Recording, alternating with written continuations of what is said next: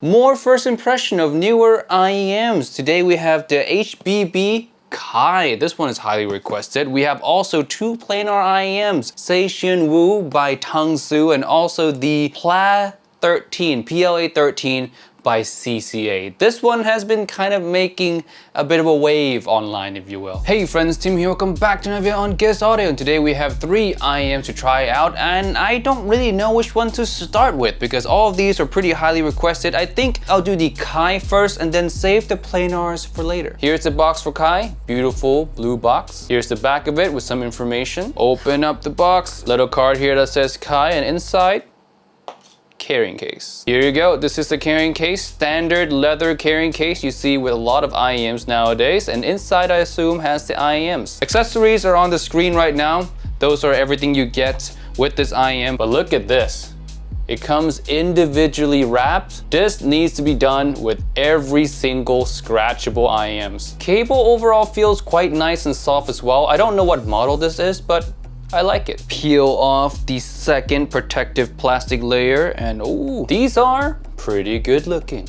Wow, shiny. You guys know the drill already. Every IEM test is done on the M11 Plus, my favorite DAP. And the song of choice today is gonna be Found You by Casbo. This one is pretty good. Yeah, I discovered this one recently, been listening to it for the past couple of weeks. Really love it, and it's the song of choice today to test the IEMs. All right, ready? Kai, let's go.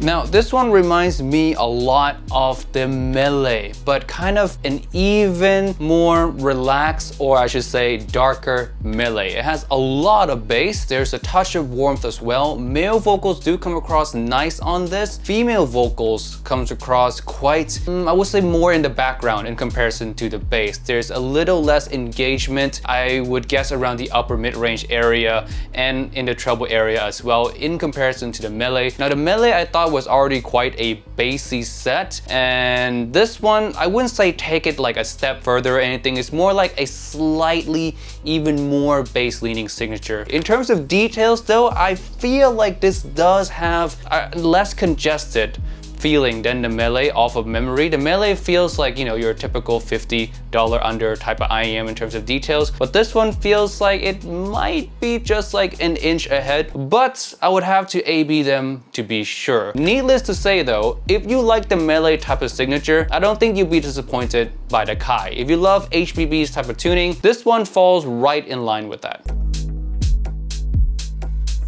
Next we have, let's go with the PLA13 first. Let's save the biggest, most extravagant box for last. PLA13, wow, I wonder what the unboxing experience for this one's gonna be like. Just like every other KC and CRA, nothing special. You guys seen this unboxing before. IEMs, they look all right. Cable quality is, not bad, not good, average. Enough unboxing, let's plug it in and go.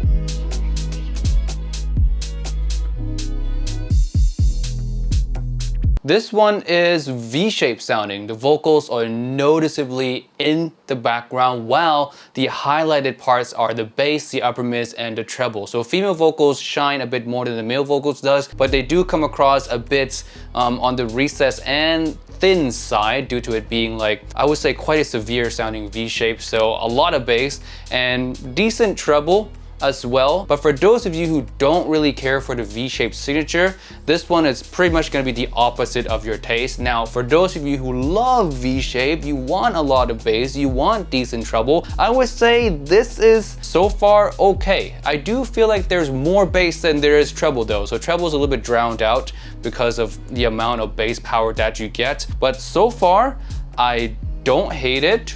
I don't love it. I'm kind of in the middle ground. For $60 something though, I would say I don't want to say too much about it right now. Let me A/B with some of the other PLANARS and some of the other IEMs around this price point to give you guys my full thoughts. For right now, it sounds all right. If you love V, you might like this more than others. For me, I'm not really a V-shaped kind of guy, so this one is a little bit too V for my liking.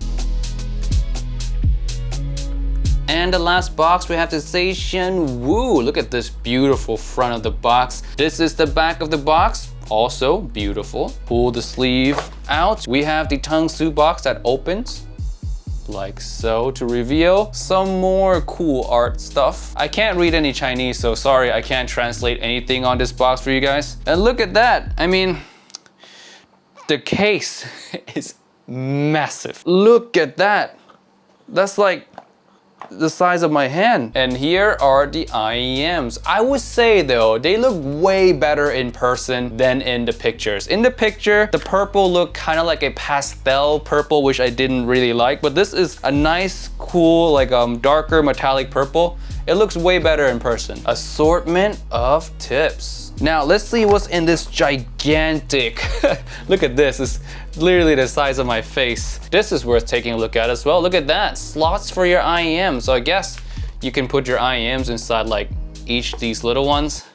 That's kind of hard to see. Cable are not my favorite. I'm not a fan of rubbery feeling cables. Some of you guys might like it. It is soft, it is gonna be comfortable, but the texture feeling of it, I'm not a fan of rubbery cables. But the most important thing is the sound, and that's what we're here for. So let's play the song.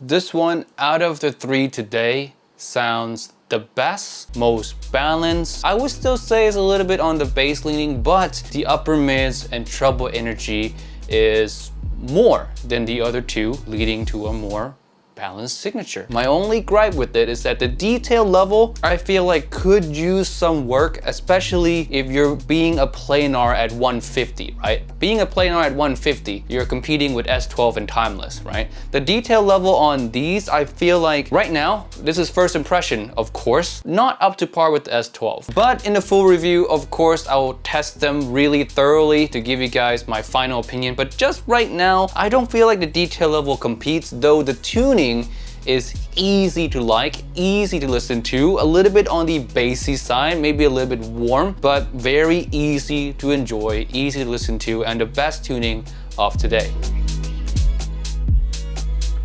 Alright, that's it for this video today. Thank you so much for watching. I guess the biggest surprise for me today was the Zetian Wu. Now, Tangzu is known for being the brand that gives you a lot of accessories, right? They're almost like a Canara in a way, where they give you an overabundance of accessories, like really good looking accessories. But when it comes to sound quality, Tangzu kinda doesn't really have like a strong foothold in the community, if you will. They have some cult following, but they never really have a strong foothold, like a default recommendation. The Zetian Wu, I would say, tuning wise, is good. Yeah, it's all right. It's good. I wouldn't say it's like great, but it's good enough to be like, okay, well, this might have a shot if the detail level can compete with, like I said again, the S12 or the timeless. So that's all yet to be seen, of course. But for now, thank you so much for watching, and I'll see you guys in the next one. Peace out. Bye.